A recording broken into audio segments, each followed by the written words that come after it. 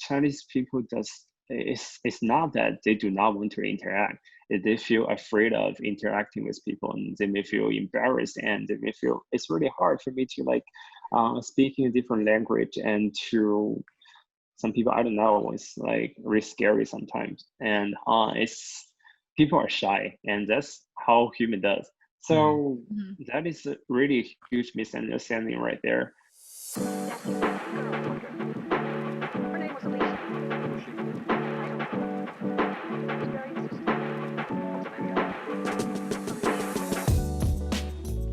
Welcome back to the SItuAsian Room, a journey into Asian America. We dive deep into the issues in the Asian American community, from questions like, where are you really from? And representation to sharing food and our own experiences. My name is Emilie Villaverde. And I'm Zach. On this episode, we invite Hanson Zhang into the SItuAsian Room to discuss Chinese international students in the United States and more. So stay tuned. Coming up, we'll dish it out with some Asian cuisines. Welcome back to the Dish It Out table. So for this week, Zach and I challenged each other to look up different dishes in the AAPI community that either we don't really know about or maybe you guys don't even know about. So this week, Zach challenged me to look up roti canai. This is an Indian-influenced flatbread dish. It's served in many different countries throughout Southeast Asia, including Malaysia, Brunei, Indonesia, and Singapore. This is another dish that, unfortunately, I haven't tried. I know, guilty. I need to eat out more Asian food restaurants. But what I like about this is that this dish, you can pair it with so many different things. And because that's just because it's so plain. It's so the taste of it, from what I've looked at on the internet, is that it's very light and crispy. And Yes. it has a very buttery taste to it. And because it's like a flatbread, it pairs really well with sauces and soups. So it's commonly eaten with curry and dal, which is an Indian spiced stew. And from what I researched, it is very similar to the Mexican dish pozole. Oh, Zach, do you know what that I don't is? know. I don't know what pozole is, but I know every time I have roti canai, it's always with like a curry. It's like a potato Yeah. thing. Um yeah, so pozole or dal is pretty much like it's the closest thing that I can think of is like split pea soup. It's it's a thick, creamy stew, and you can just dip the roti canai in it and eat it with it. But also people just toss it in sugar, and then you can eat Oh, it as like a almost like a dessert kind of dish, which is really interesting. cool. I'm unfortunately I haven't had a whole lot of Indian food in my, um, you know, in my past experiences, but I do definitely want to try this dish, and I want to see I want to try it with the different pairings. Like I want to try it with curry, I want to try it with that stew, and even like tossed in sugar. I feel like it would taste really, really good. Yeah. I mean, every time I have it, it's usually at Banana Leaf, which is a Malaysian restaurant in Philly. Shout out Banana Leaf. Hmm. Um, and yeah, it's always with like a potato curry.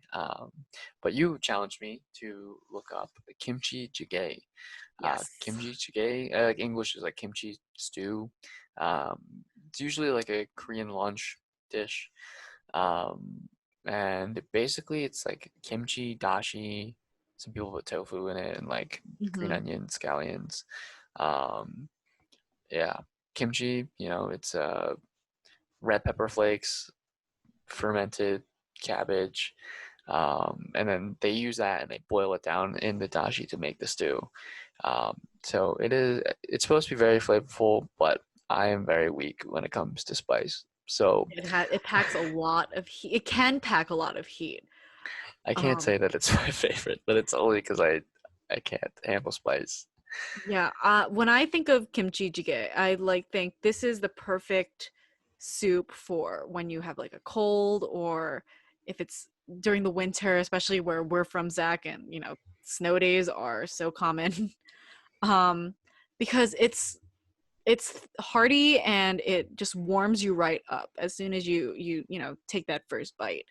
And the beauty of it is that you can really, like with kimchi jjigae and even other Korean stews, like you can just put whatever, you can really put whatever you want in it.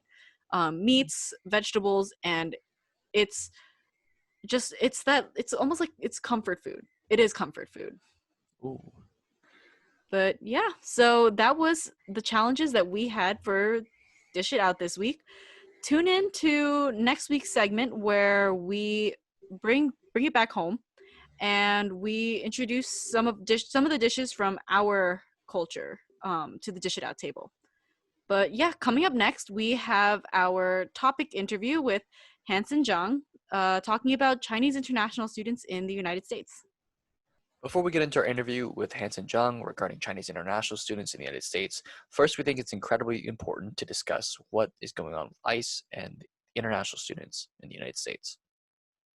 Yes, so from Forbes website, the United States Immigration and Customs Enforcement, or ICE, has recently made an announcement that all international students on an F1 visa, which is academic, or an M1 visa, which is vocational, may not remain in the United States if their schools move to entirely online instruction.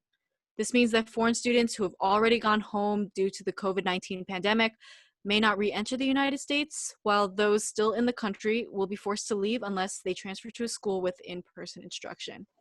So from what I have read from Forbes, F1 students are allowed to remain in the country if they attend a school that uses a hybrid model, which includes both in-person and online instruction. But this doesn't apply to M1 students, unfortunately. But what's really crazy about this new announcement from ICE is that with COVID-19 still being a serious problem in the United States, if schools were to switch from hybrid to all in online instruction, these international students will have to leave the United States in the middle of the semester, which that causes so many problems to begin with. Yeah, I mean, they're threatening to deport over 1 million students. Mm-hmm. It's insane. Also, if you want to read the rest of the article, check our show notes. But I understand why the Trump administration did it, because it's a power move. You know, they want universities to open in the fall, and they know that they all get their money, a lot of it, from international students.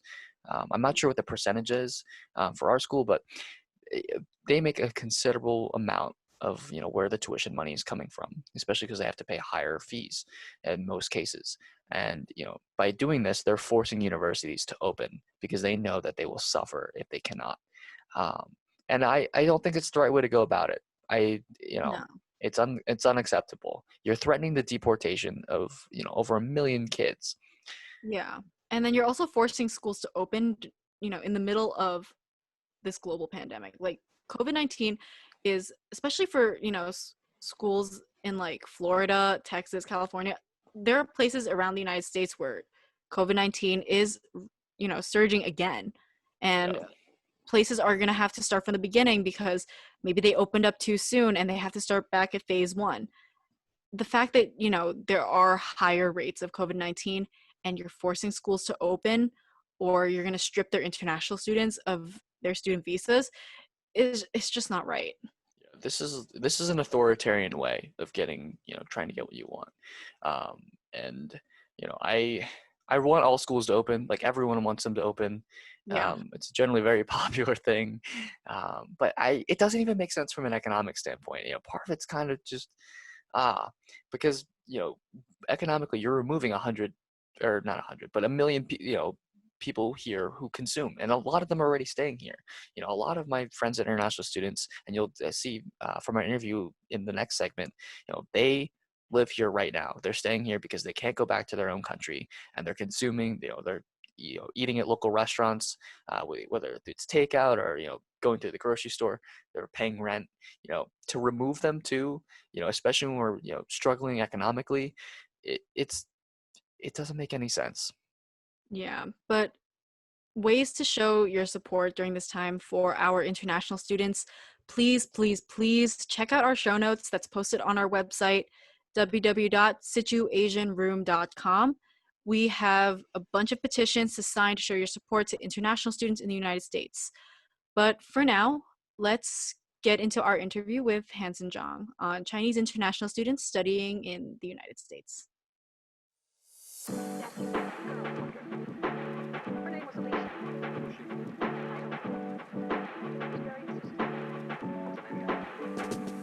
Hanson. We are so excited to have you in the SItuAsian Room. So this episode, we're going to discuss Chinese international students in the United States. So before we begin, tell us about yourself. Where did you grow up? What are you studying? Your interests, hobbies, all of it. Okay, so hey guys, I'm Hanson, and I am a Chinese international student here, a student at University of Miami. And this is actually my first year at United States. And I was born and raised in China, Beijing, for my past 18 years. And my major is management, and I go to the business school. And personally, I know a lot of you guys because I like to interacting with those with like my local friend, and I feel like I like to interacting with people, and yeah, that's me, and it's really so glad to be here today and talking with you guys. Oh, we're glad to have you, Hanson. Yeah. So we want listeners to get to know you and your thoughts on American culture. So we're going to ask you a bunch of quick questions about you. Yeah. Okay. So, okay. Have you gone to any of our school's sporting events? Because you're an international student, and the University of Miami we are big with athletics, being a Division I university. Have you been to any athletic events? Well, to be honest, I have to say like not really because like I am not like really in the favor of like any particular athletic event, and I like moreover because I know that has a really good like football team, but before I was in China, I have no idea about what football is. I heard about it, but I don't know how to play and what the rule about it. And Oh, I wow. know it's really important in here, but like it takes me like time for me to like get used to it and I love it. So It, not much. it's really complicated. Now, when we get back, if you want me to teach you like all the rules and how to throw, it's Yeah. totally down. Yeah. Yeah, it's not easy. I mean, I didn't really start learning about, football and basketball until I came to college. So you're not alone. Like I was struggling a little bit when I first came as a freshman. But Yeah. yeah, okay. So a big part of American culture is um, the film industry and, TV shows. Do you Mhm. have a favorite, American movie or any American TV shows that you enjoy Mhm. watching? Actually, I like the like before I do not like that because my listening and like my English skill is not like really good before. So it take me like really effort like for me to watching those like English TV. Right. And right now I just like watching them because I want to like practice my English.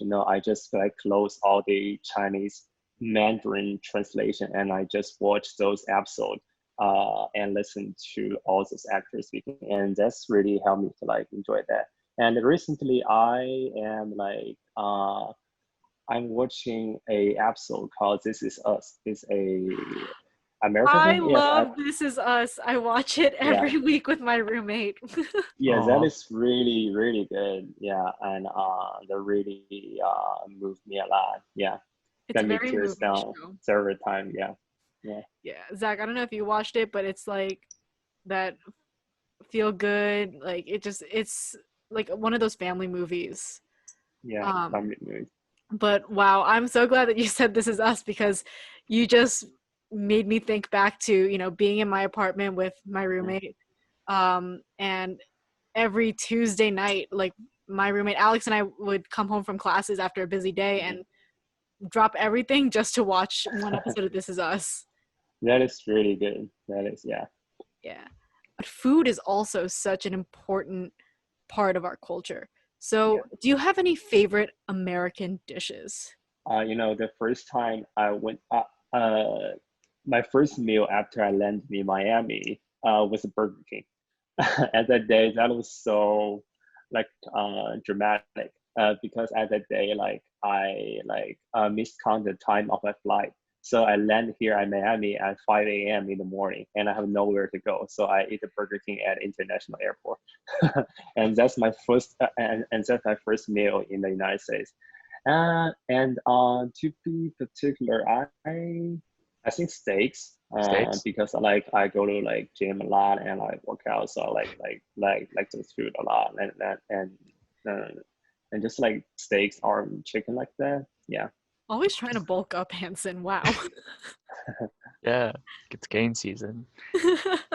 So to pivot back to the topic of Chinese international students in the United States, recently there's been a large, like recently as in the past like 10 years, Chinese international students have been a big phenomenon on American college campuses. And Yeah. so international students from China contribute about 13 billion to the economy every year. This was measured from like 2017 to 2018. There are over 360,000 students from China in the US. And in the past 10 years, back in 2010, there were only about 127,000. So the number of students from China have been literally multiplying. And so this big phenomenon has brought a lot of cultural changes to college campuses, and we wanted to explore that. So, let's begin and talk about your experiences as a student. So, Okay. Yeah, go ahead. sorry. Why did you choose to study in the United States? I choose the United States education because I know that I do not only like the academic field here. I also like to fulfill my time in those like after class. I want to like go some like maybe volunteers or maybe like go to some clubs or maybe like have some events. But that events is not really common in the Chinese university, and I really know that. Well, like for me, there are like two reasons basically. I don't know whether you guys know about Gaokao. It's like Chinese SAT. It's called like Chinese college entry exam, and it's like the ICT in China. The reason why I go for the studies, like I don't really like Gaokao, because like when people apply for like university in the United States, and those like admission officers, they will like consider you from different perspectives. Like they will like value you from your GPA, from your score, from your ICT, but also from like your extracurricular activities, like how you will benefit the society or how you help your society. Um, but like in China, like the only standard those good university higher student is that you have to have a good score, and I really don't like that. I think score doesn't define a person. I think a person should be defined by diverse perspective. So that is the reason why I choose to go abroad to study. And another reason is that I think I am really I have no direction about what I'm gonna do in the future. Like 1 year ago. Me too. So I thought, yeah, that's right. So I thought maybe I can like go abroad to see how other people live in different countries. And after I seeing that, I know what I'm gonna do in my future because I need to like enrich myself. Yeah, I think that's it. That's awesome. So you said that this was your first year in the United States, right? Yeah, that's right. So tell us about the high school that you went to. What was it like going to high school in China? Okay, so my high school is not like really similar to the most of high school in China. My high school is an international high school, which means all the students who go to my school, they are intended to go abroad to study. Whether they're going to Australia, they're going to the United States, they're going to Oh, wow. England, yeah, British, sorry. They're all like intended to go abroad to study. So my high school is kind of different. And do you guys know TOEFL is TOEFL is like the English proficiency exam, like to show like people how Oh you yeah. do like English. Yeah. back Mhm. then. And so at my school, basically, we just study TOEFL and ICT and kind of stuff like that. And moreover, we also need to like fulfill um, the Chinese high school curriculum, like math, like chemistry, like physics, like that. Yeah. So my high school is really, I don't know, it's really tough. It's keep me stay up every day. It's like, yeah, so tired like that. So when you made that choice to go to university here in America, how are students like you who also make the same decision to come study in the United States, how are they viewed in China? Is there, is there a certain way that, people from China view students that decide to study in the United States? Um, well, that is a really controversial topic that have been actually has been recently talked about on Chinese social media because of the COVID-19, because of this pandemic. Lots of people like came back from different countries back to China during their summertime, and people in China, and they were like commenting on social media really negatively to the international student and said that mm, said that something like don't bring virus back to China like that. It's like kind of sometimes lots of people in China are like do not understand how international students feel about how we thought about the way we receive education. Um, I mean, we are a really controversial group, and we have to have different comments from different group of people. Yeah. Wow.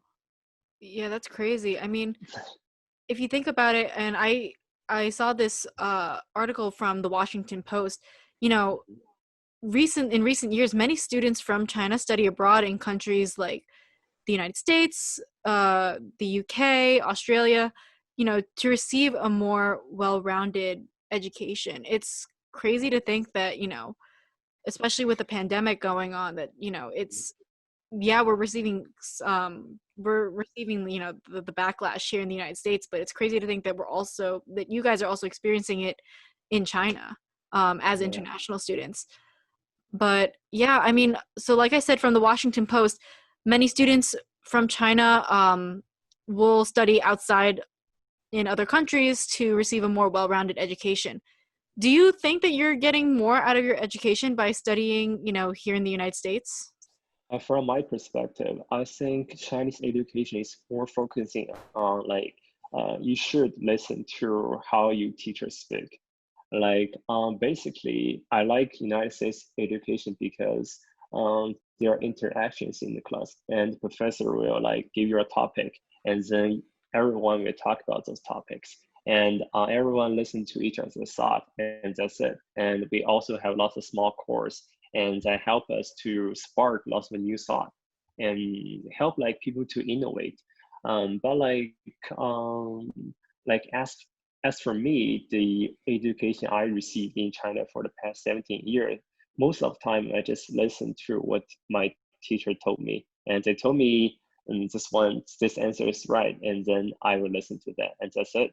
There's no like further discussion and on course. It's like not the way I like to receive my education. I think discussion on class is a really important step for people to learn knowledge instead of just listening to what other have to say. You have to have your own thought. You have to be like independent. That's really interesting. I know like a big thing with the Gaokao, going back to that, Hmm. and in the United States, like we have the SAT and the ACT, and we put a lot of emphasis on that, but we're slowly moving away from that because Hmm. in the past it's the colleges have relied too much on it, and there's Hmm. multiple flaws within that. Um, but yeah, no, I never really considered like what the differences are between like other schools, international, and what it's like here.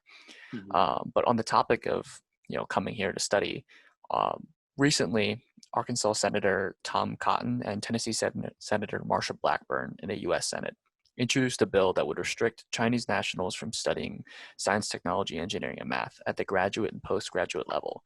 And they claim that this would prevent espionage and spying from the Chinese government.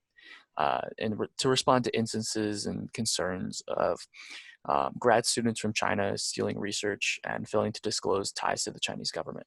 So many critics of this bill are comparing it to the Chinese Exclusion Act, where people from China were banned from entering the U.S. for decades, and was the first American law to ban entry based on nationality. And now I want to know. I know you're not a STEM student. You and I are business students. Yeah. But as an international student from China, we want to hear what your thoughts are on this proposal.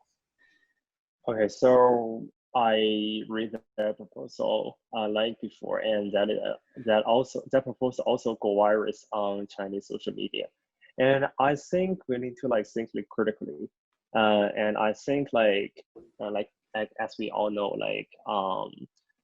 science, they have different kind of science. Some kind of science invention, they're like invented to like benefit all human beings, and I think those are things that we should share to everyone. But I also know there are some invention that is personal, or in other words, that it's beneficial to one country's development. And I think it is reasonable to keep it personal. But from my perspective, I really do not like this policy because it is too general to consider all Chinese graduate students to to give them a purpose. Because like from as I know, lots of graduate Chinese students go to American because they want to like experience a different different education, and they just want to learn new things. They're like not as what they said. So yeah, that is pretty my thought on that. Yeah, and I think there should be some way like to work out. Oh, awesome. Do you think like a lot of them, and even like yourself, like after graduating, do you think that you'll stay in the United States or that you'll go back? Well, that is really struggling for me as well. I am not pretty sure about that. I think I will like go to some companies in the United States to maybe have an internship, and then like go to China and have some and go to some companies to do internship, and then find out what I really interested in. Mm-hmm. And I think that is really crucial for me. It doesn't matter to me like whether you should. It doesn't matter to me. It's like you are Chinese people, so you have to go back to your country and work for your country like that. I think I should find a way that is more appropriate for me, and that's it. Yeah, I like that. Let's bring it back to now and talk about you being a Chinese student in the United States. So did you try, I know this is your first year, did you try using your actual, like, your birth name when you first came to the United States, or did you just choose to go by Hanson, before starting the school year? Well, I just go directly to Hanson because of what? Because when I came here before, when I came UN before, I went to like UVA, University of Virginia, like for a summer course for 1 month. And at that time, like people call my real born name, which is still in China. It's really hard to pronounce. And at that month, I know that when those professors and those my friends want to like talk to me, they will say, hey, and do you like think about a few minutes and then ask about what's your name again? And then I was a little embarrassed because it's really hard for them to pronounce. I know like it's not them do not want to remember. It's just like really hard for them to pronounce. So I thought, why don't I just use Hanson? It's like easier for both part. So I feel like okay when people call me Hanson. Yeah. Okay, just because so recently, and it's been popping up on social media.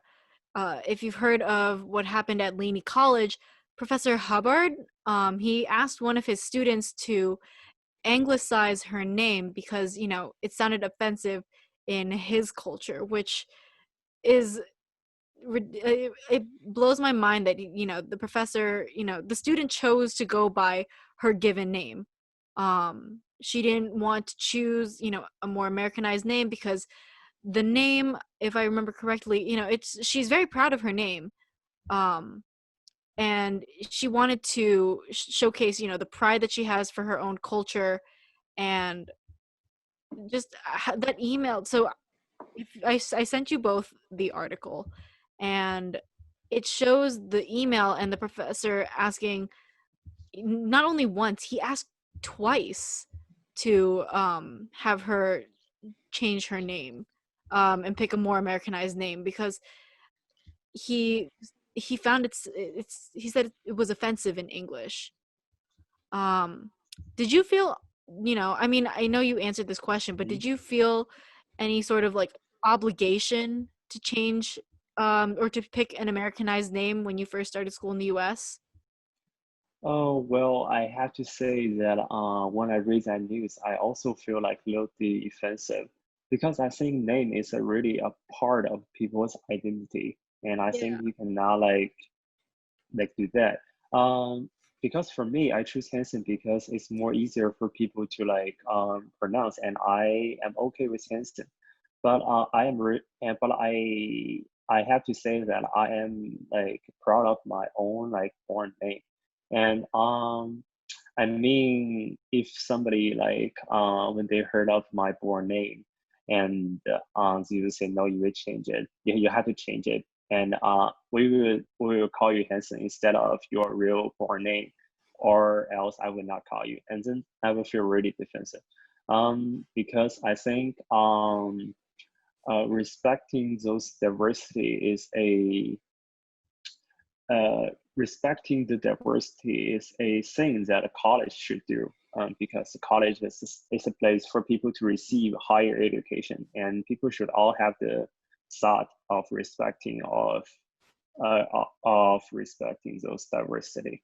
Yeah, that's it. Oh, also a quick side note, if you want to find that article that we're talking about, it will be linked in the show notes. Now, on the topic of college, and we want to know, like, if you were to guess, what percent of your time on campus do you find yourself speaking Chinese versus like what percent of time do you find yourself speaking English? Um, I think like maybe 60 and 40. Okay. I spend my 60% of my time with my Chinese fellows, and then I maybe spend 40 time with you guys and on class and talking about my local peers. And I had to say that at first I thought I had to like be brave enough and to like get try to get into the American culture and try to like make some local friend and try to like practice my English, and I think that is the thing I should do, because I go to the United States not just for a GPA but also for experience a different way of life. Yeah. Um, yeah, that's it. But I find it's really hard sometimes because you may feel still really comfortable to stay with your friend that sorry, to stay with the friend that have own cultural background with you, and yeah, because you may have more same topic, and you may have more like if you guys are from the same place in China, and then that'll be more like even make me homesick sometimes. So yeah, that's the reason maybe I want to like spend more time with my Chinese fellows, because we have some the same cultural background. I Mhm. think that's the reason. Yeah. So, how would you describe like this language barrier that you just Mhm. referenced between, you know, Chinese students and American students? Uh, well, language barrier is a really big thing here. And for me, I think I still have the language barrier here. And even though I try to speak, but my accent sometimes and my vocabulary sometimes like I still need time to like to like talk seamlessly like to you guys. So, and I think language barrier is a really huge thing between the international student and the American students, and because that is a huge gap between them, and prevent them from like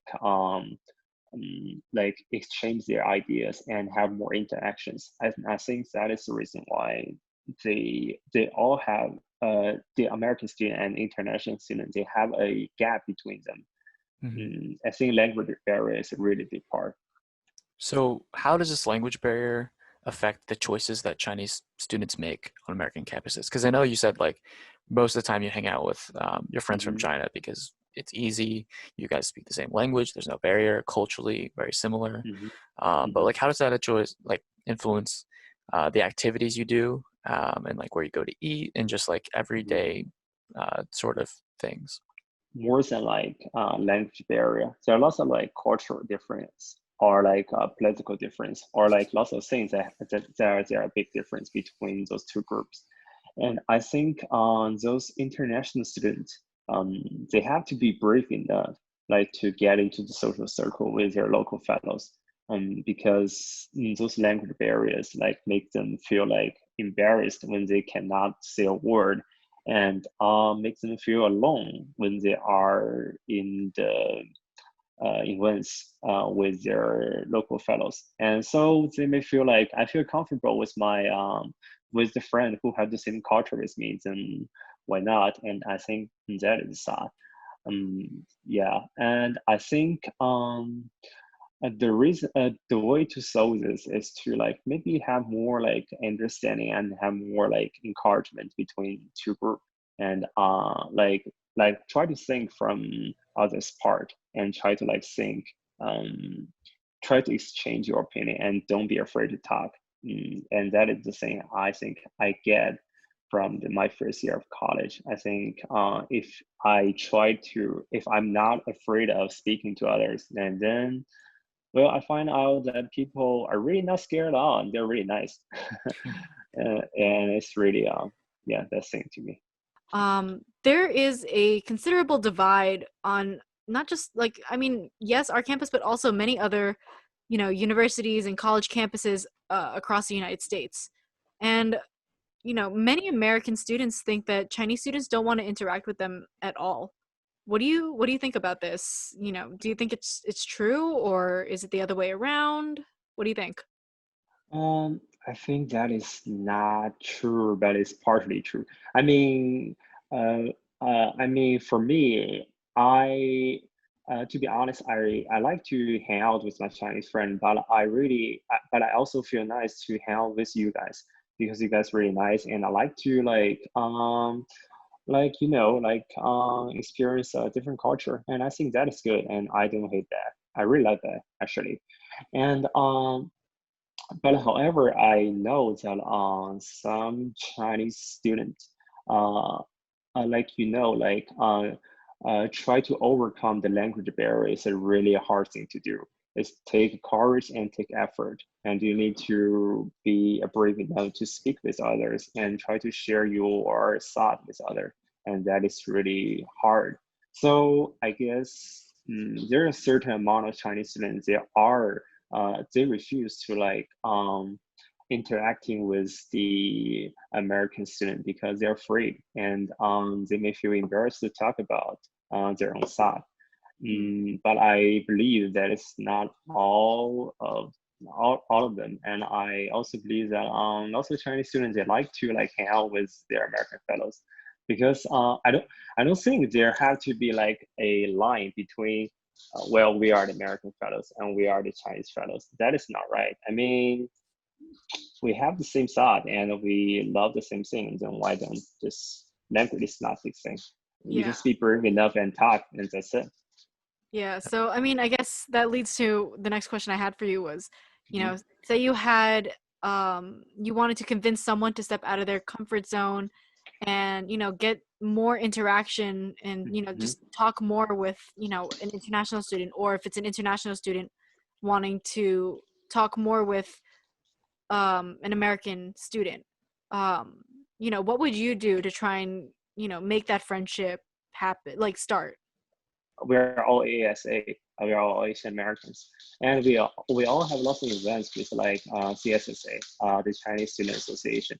So maybe we can like co-host some events and maybe like get people to like get involved and like push other people to like step out their comfort zone. It's just like a leap of a leap of courage. It's just like take it's really not hard. It's hard to take the first step, but it's really not hard to like to go ahead when you already took your first step. Yeah, I I'm. like that. Yeah, I for one, I'm really glad you decided to take that first step by coming to an organization like the Asian American Student Association, because I mean, just looking back, we like your friendship in our organization with all of our other friends. It's been such an incredible experience just having, you in the organization. And I'm sure it's been the same way around. You're learning more from, just interacting with all of us. Do you think, having more American friends would Mhm. improve that international student experience? Do you think that, it has a bigger impact? Yeah, definitely. I mean, when I was you guys, I heard a lot of different thoughts, and that really inspired me a lot. And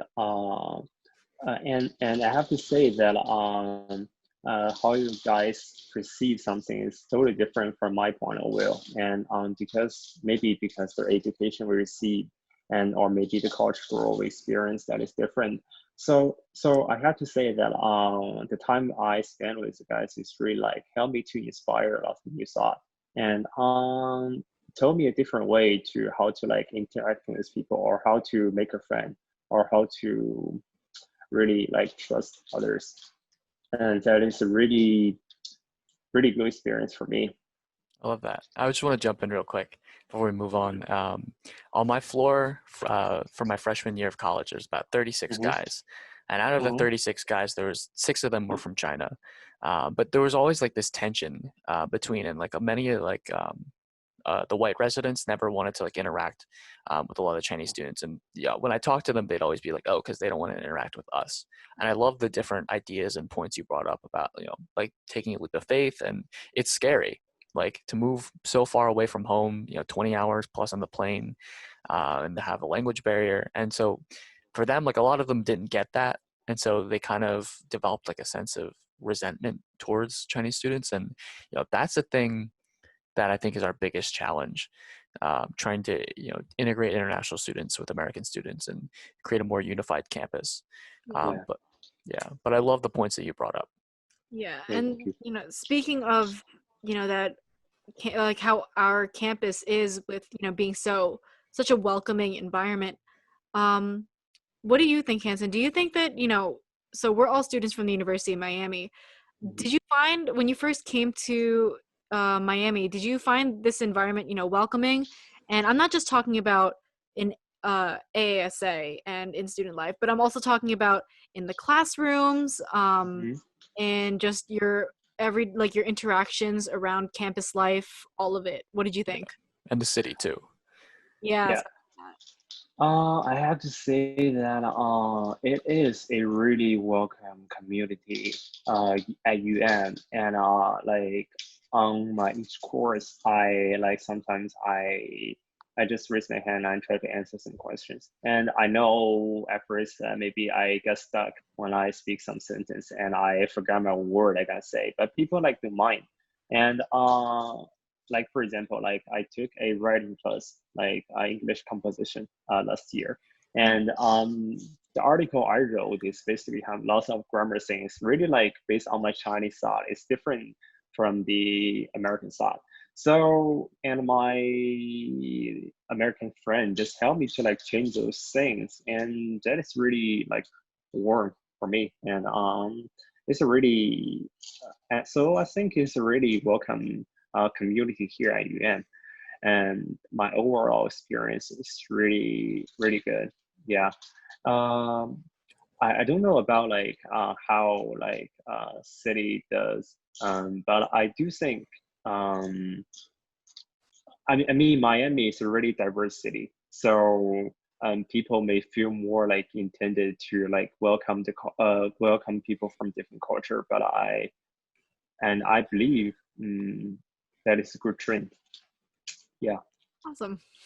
So we actually want to talk about two things with you. Can you tell us about WeChat? What it is? Yeah, sure. Yeah, sure. So it's like a Chinese Instagram. It's not like, oh, it's like Chinese Snapchat. It's like how people like people almost do everything and then like talk to people and like send pictures and videos and make phone call and everything like that. It's like basically all Chinese people, except the generation of my grandma, have this have the app on their phone. It's like the way they're basically talking. It's like the iMessage on iPhone. It's Okay. like that. It's really Okay. popular. Okay, cool. Yeah, just because we don't really know a whole lot about WeChat.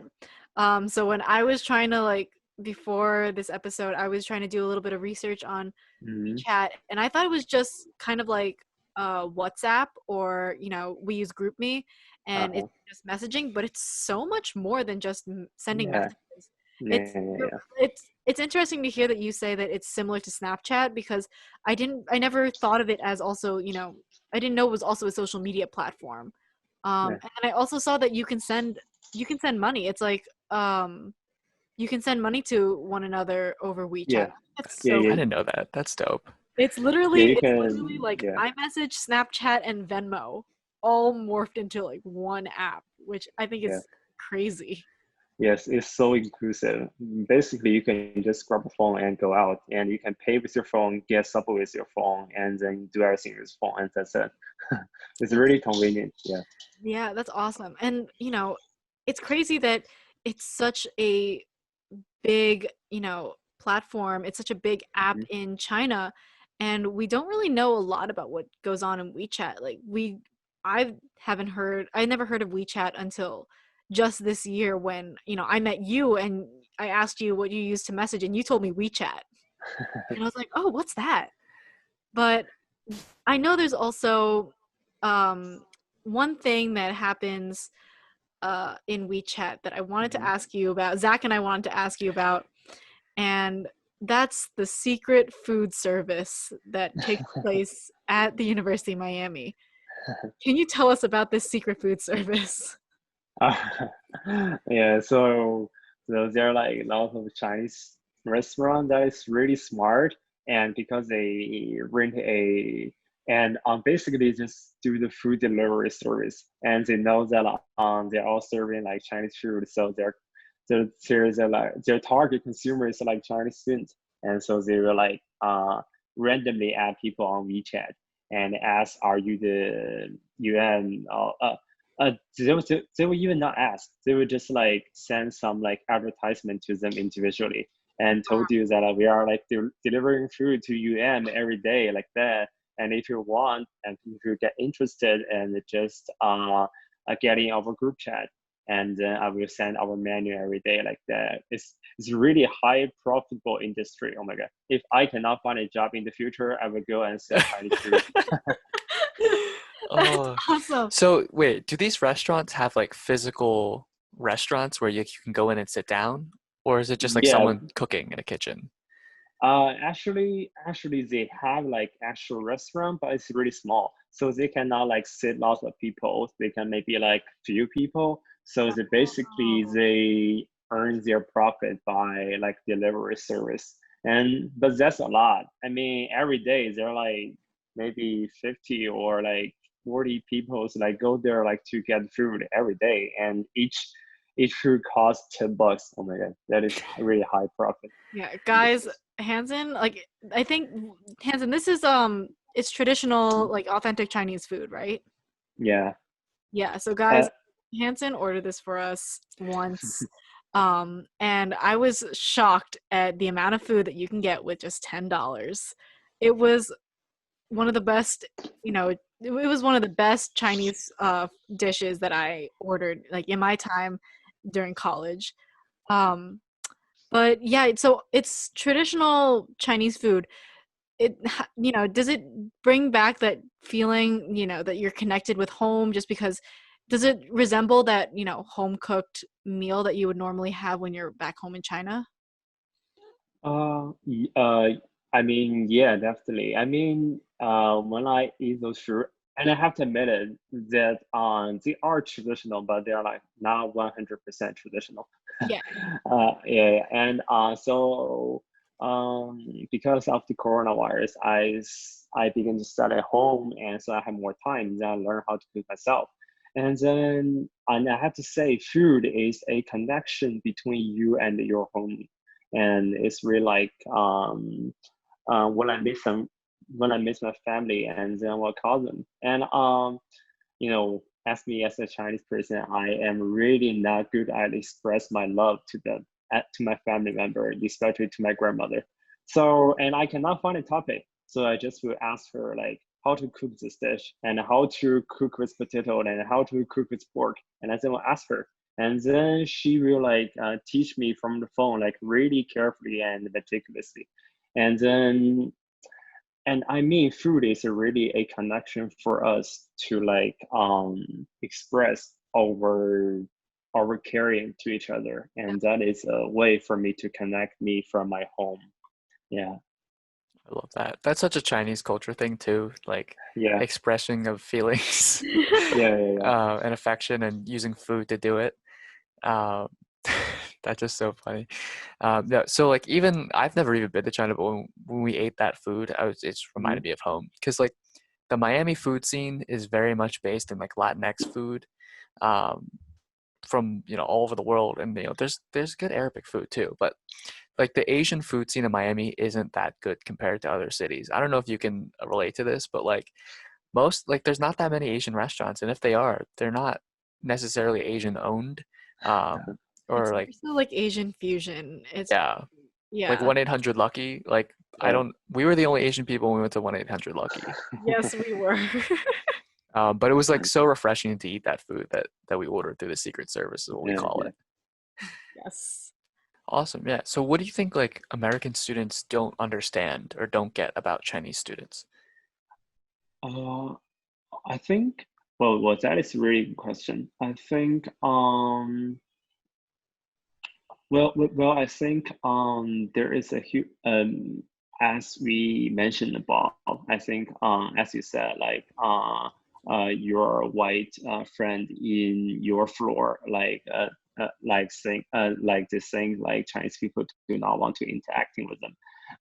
However, I think actually Chinese people does it's not that they do not want to interact, they feel afraid of interacting with people, and they may feel embarrassed, and they may feel it's really hard for me to like speaking a different language, and to some people I don't know, it's like really scary sometimes, and it's people are shy, and that's how human does. Mhm. So Mhm. that is a really huge misunderstanding right there. It's not like Chinese international students want to stand on the opposite side to their local fellows. They are refused to talk.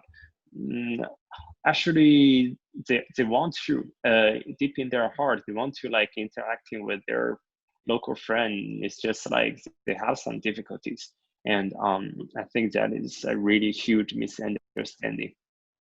Wow. Yeah. No, that's a great point. And we hope that all of our listeners, take that to heart. Yeah. But we also want to know like what do you find culturally like strange or different or weird about American students and just like American culture? Uh, Don't hold back. well, okay. So, well, American people are really crazy. I mean, those party are really like Yeah. Yeah. really crazy ass. Oh my god, I have never been there before. I mean, I mean, I've been party before, and I've been crazy party before when I'm in China, but I went to America. That is a whole different story. I don't even know like when you get a party, you can get peace in your home.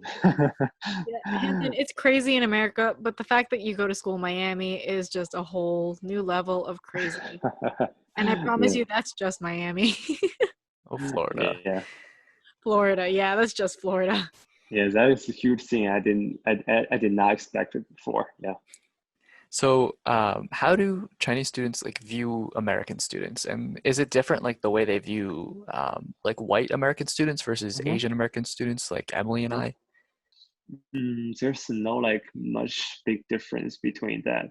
I think the only difference is that maybe I can find some like maybe some Chinese Asian Americans may have more like same topic with us, and we can talk about it, and Mhm. that's it. But like people here at UM, like regardless in colors, they're all like really nice and welcome to people. At least like speak to me. Um, uh, the only requirement is that you have to like be brave enough to like speak to them, and that's it. And people all I interact is welcome. Yeah. I'm glad like that you have like a positive view. So from my side, like I've seen like many times people reaching out and connecting, but also there are many instances of not so nice things happening. Like I've seen the way people talk about Chinese Hmm. students very derogatory, and a lot of people can be discriminatory because they don't understand Chinese students. So I'm curious, like, have you ever faced any discrimination at school or here in the U.S. in general? Uh, well, at school, I don't think that. Oh yeah, I mean, some discrimination thing that is really happened, but I think it's not like racial thing. It's more like political difference and cultural difference. And Okay. because maybe when we talk about something like Hong Kong issue, or maybe something like the thing happened like around pandemic, something Mhm. politically, people are changed by their media, and media is like sorry, different countries' media have different way of speaking about certain events. So that may shape how people will a certain event. So that may cause um, conflicting, or maybe that cause like difference. And but I have to admit is that I have been discriminated like around the city, especially after the outbreak of the coronavirus. Some Uber drivers may refuse to drive us because they saw we are like Asian guys and we wear facial masks. I And didn't know that. Oh, yeah, That's and terrible. yeah, that's it. And well, there's some. Uh, I mean, that is something that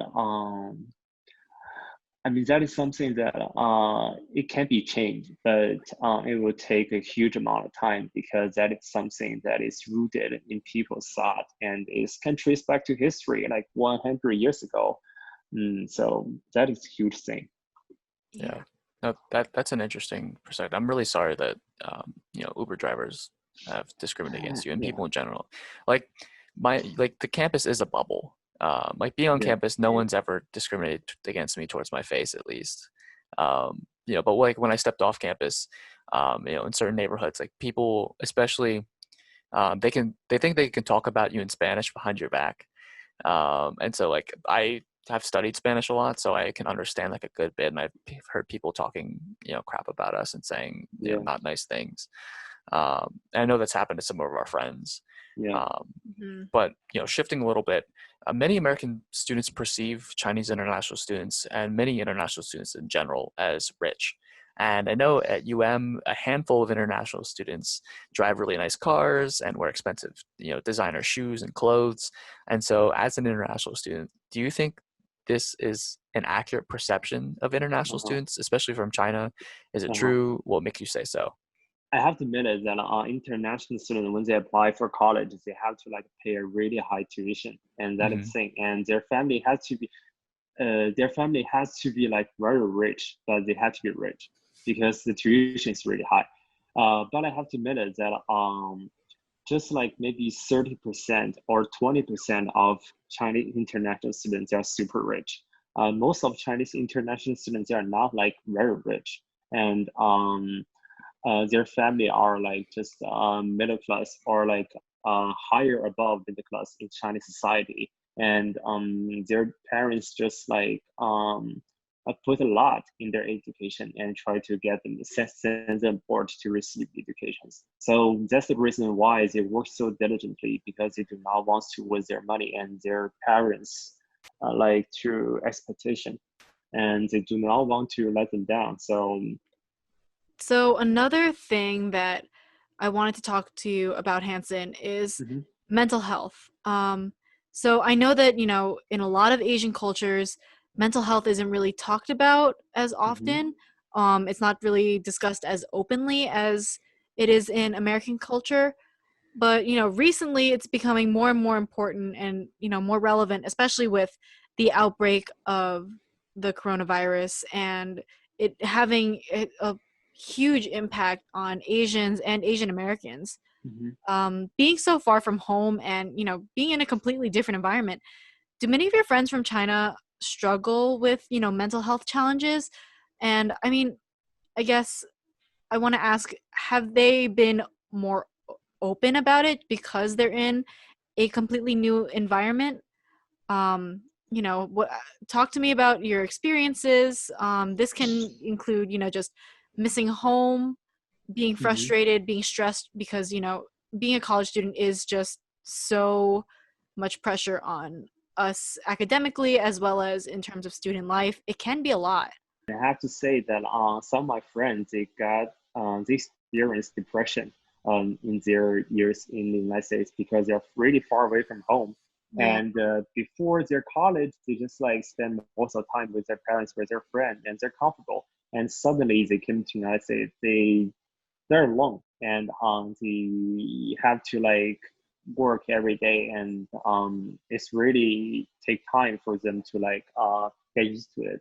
So some of my friends they got depression, and that is a really huge thing. And recently also because the coronavirus, Chinese government has also travel restriction, and the flight, the price of the flight is really high. So lots of Chinese international students cannot go back to China. So they may like miss their home or like things like that. And there's also like depression around that. People are not likely to talk about their mental health issue. They go to hospital just for their like physical well-being, but not like focusing on psychological thing. And well, Chinese culture, like people do not want to talk about like depression or like sex or like some kind of sensitive topic like that, because they feel like this personal issue I don't want other to know. It's my private thing, and I feel like shy to talk about, and I also feel ashamed to share with other my own thought. So that may cause some problems. And yeah, and that is really an issue here.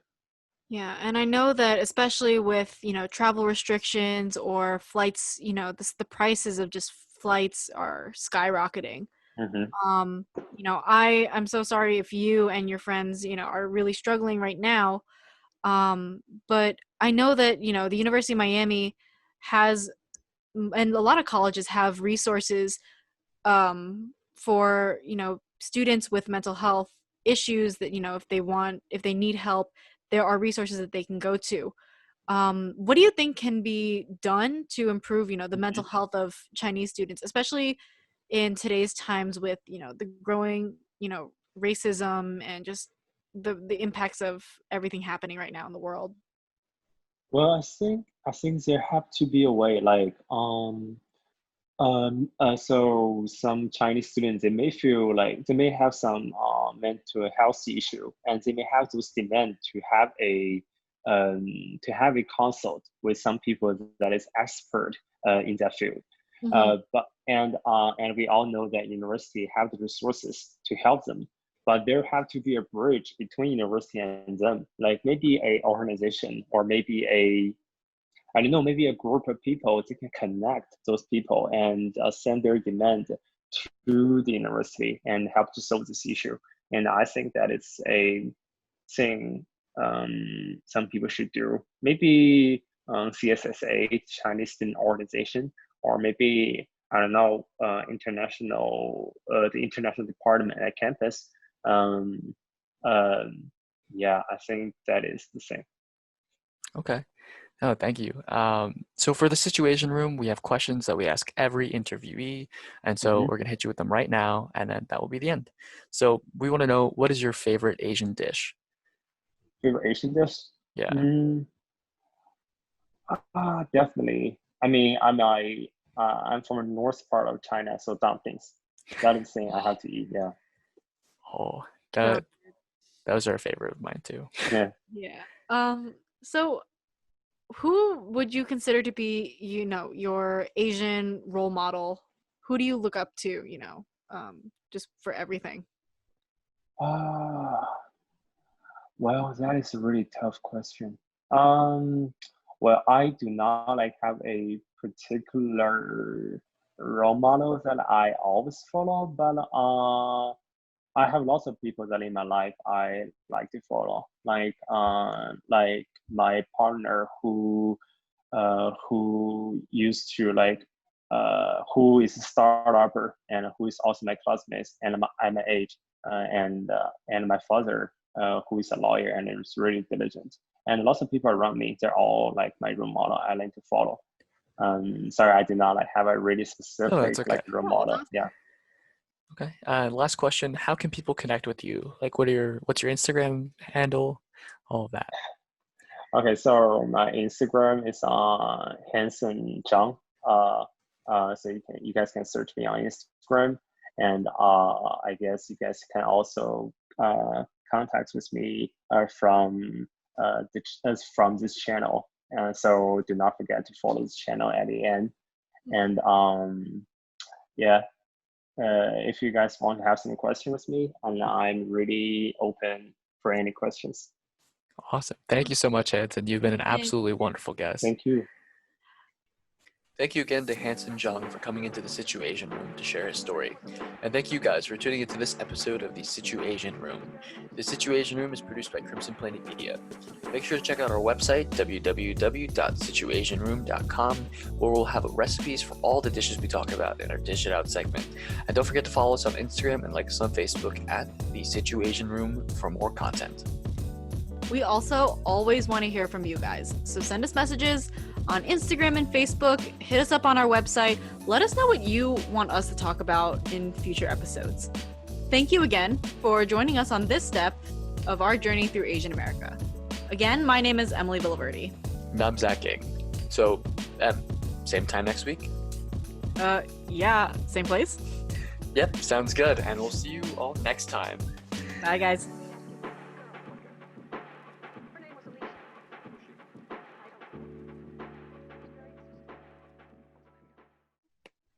All right, done. We're done recording. Okay. Woo, good job.